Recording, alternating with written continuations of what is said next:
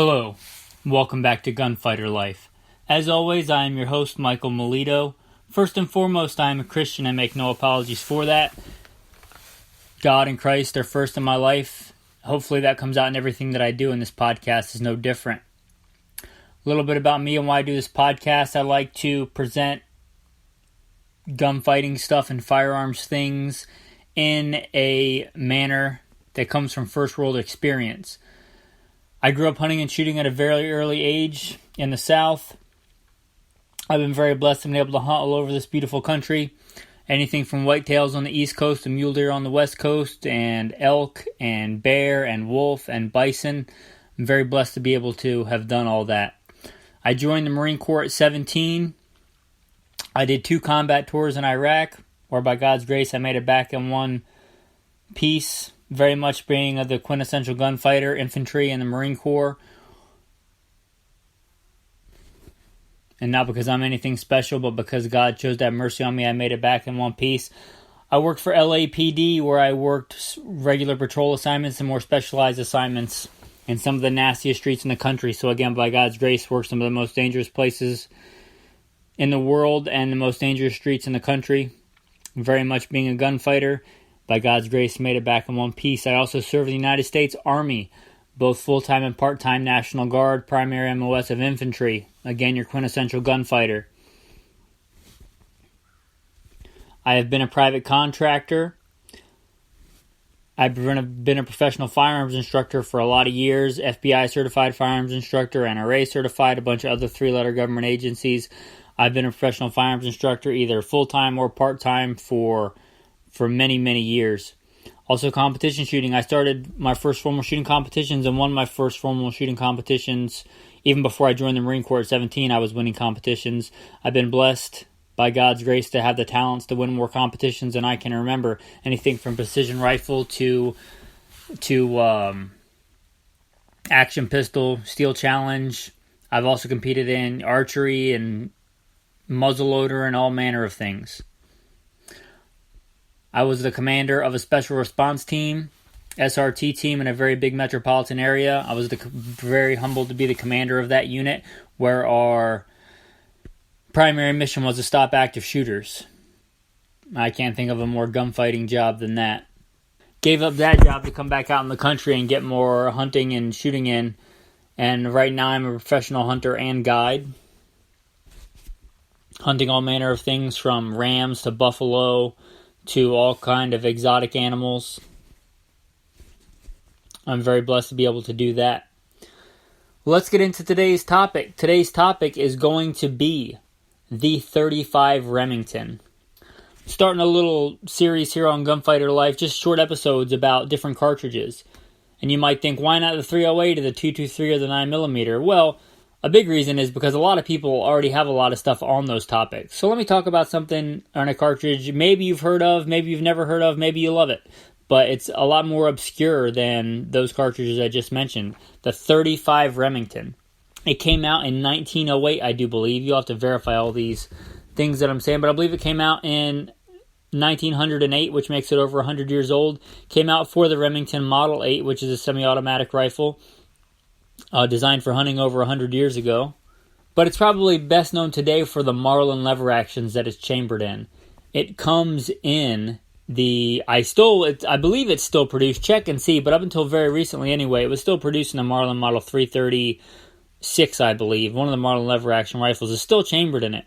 And you'll find a lot of Marlin lever actions chambered in the 35 Remington. So if you're thinking of the 35 Remington, think of a 30-30, which most people are familiar with, that has been hitting the gym and taking steroids or doing whatever, and it just beefed up. It's just a bigger, beefier round. It carries more weight and carries more energy. So there's a lot of companies, obviously, that make loads for the 35 Remington. Like I said, it's been around for over 100 years. But when I think about it, the quintessential load that I think about is the Remington Core Lock. Probably because that's what I grew up seeing, and it's that old Remington yellow and green box that's probably killed more deer than anybody could put a number on. And that's a advertises a 200 grain soft point bullet going at just over 2,000 feet a second. A 200 grain bullet. If you think about that, a lot of people now think that, shooting deer with a 223 is great. And that's shooting, anywhere from a 55 grain bullet to, a 75 grain, 77 grain is pushing the high end. You can custom load some heavier stuff. But generally, under 100 grains. This is a 200 grain bullet going at over 2,000 feet a second. And it's not a Magnum. That's what's great about this cartridge. It just kind of toes that line of being like a jackhammer on deer and black bear and those size animals with a big heavy bullet chugging along. But you don't have that Magnum inefficiency. You don't have that Magnum beating you up with recoil, and you don't have that Magnum price tag. I'd rather have somebody with a round like this that practices often than somebody with a 300 Magnum that only shoots it once or twice because it beats them up on the bench or it just costs too much to shoot.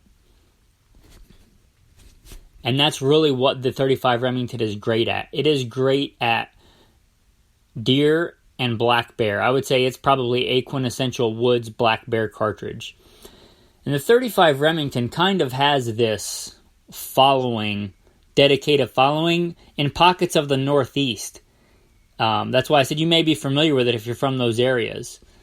But I don't know why it's not more popular in the Southeast and in the Pacific Northwest. Because they're totally different, flora there, totally different trees and things like that. But the terrain for hunting is kind of similar.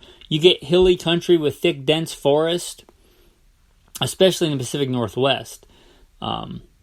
So if you're not taking shots over 150 yards, and not that this cartridge doesn't have the energy to kill out past that, it's just if you're going to shoot past 150 yards routinely, you'd be better served with another cartridge.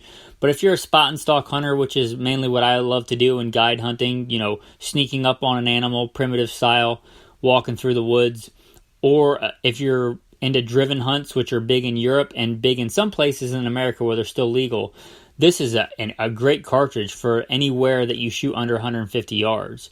And a lot of people hunt a small property where they're never going to get, a shot over 150 yards. So if you're looking for something like that, the 35 Remington really brings it to the table. It brings a big, heavy bullet traveling at a respectable velocity that just hammers deer and black bear. So if you're hunting denser things and denser terrain, or you're doing a style of hunting that promotes getting close to the animal, or you just want something a little bit more unique, a little bit different. Like if you said you were going to get a 30-30, I'd say great. Or you have a 30-30 and hunt with a 30-30, I'd say great. The 30-30 is a great round. But this is kind of, like I said, a 30-30 with a little bit more, well, definitely with more punch behind it. If you're wanting to hunt with something a little bit unique, maybe something that your father or your grandfather might have hunted with in the woods, or you come across one at a gun show or a pawn shop, don't turn your nose up at it. The 35 Remington is a fantastic, kind of forgotten cartridge, unless, like I said, you're in one of those areas or you had a father or grandfather that maybe passed it down. And I know this is Gunfighter Life. And I'm going to quote Jack Spirko, who does a survival podcast, one of his much older episodes.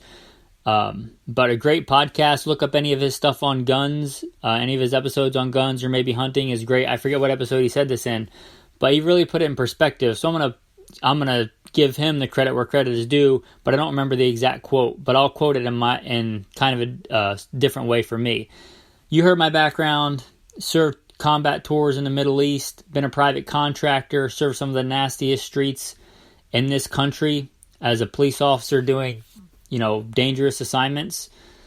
I can count the number of gunfights I've been in on both hands and still have fingers left over. But how many times have I eaten? Multiple times a day, every day, except for days when I'm fasting, every day of my life. Put that in perspective. Even if the world becomes a more dangerous place, which it probably has in the last year, even if it doubles in dangerous things and gunfights that you may, hopefully you listen to this and never get in a gunfight. But let's say that you do. Or let's say that you have been in a gunfight. Think about the number of times that's feasible. And think about how many times you've had to feed yourself as a man and feed your family. So maybe give a thought to, instead of the next tactical gun, give some thought to the next practical gun. And I think if you're looking for hunting more dense cover, or in one of those areas that I mentioned, and you can get a good deal on a 35 Remington, or you just want something a little bit different. Maybe you're the kind of guy that just doesn't want what everybody else has. And trust me, I totally get that. Not judging you for that. As Christians, we're called to be set apart, peculiar people. So maybe give the 35 Remington a look. My go-to guide and hunting rifle for pretty much everything is a Kimber Adirondack and 6.5 Creedmoor. But if you said, hey, you're going to go guiding and you're going to take a 35 Remington or your client is going to have a 35 Remington, I'd say great.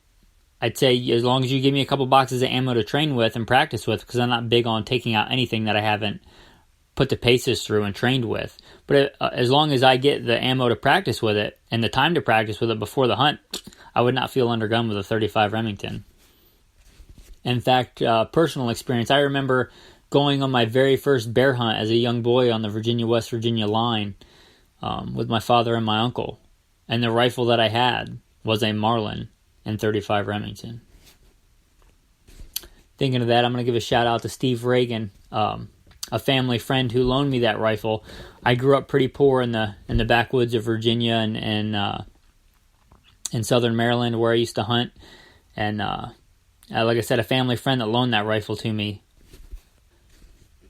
back before I had all the nice things I've been blessed with now. So a shout out to him, and a shout out to everybody who listens. If you like this podcast, you may also like the other ones.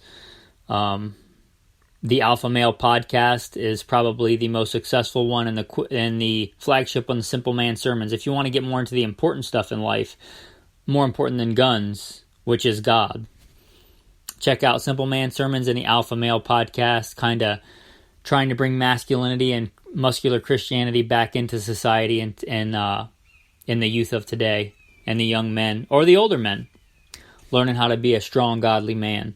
You can check those out. If you want to support the podcast and the work that we do, you can check out Instagram.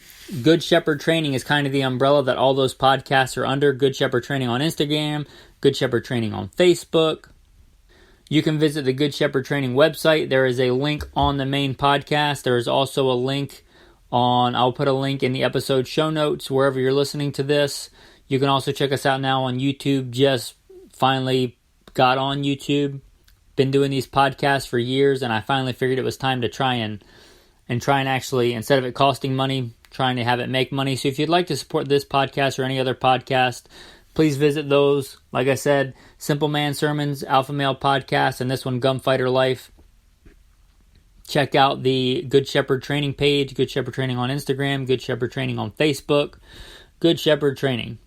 Check out the website. If you want to support Good Shepherd Training on Patreon, it will be a blessing to others. If you have it in your heart to give, and if you do not, don't feel guilty about it. God provides. If you'd like to come hunting, as I said, I'm a professional hunter and guide, hunting everything from buffalo to all kind of exotic deer species to elk and bison, and turkey's coming up. If you want to come learn to hunt, I do a learn to hunt class totally legally with all licensing and fees and all that stuff, which is pretty unique. If you think that hunting is something you want to get into and learn, it's kind of overwhelming if you didn't grow up and have a patriarch to show you how to do that. So that's one of the big reasons I launched a Learn to Hunt course. It's a 2-day course. If you want to learn more about that, again, Good Shepherd Training. I won't tie up the podcast. If you want to come hunt with me and you already know how to hunt, come check out the page. I hope that you've all enjoyed listening. Thanks, and have a blessed day.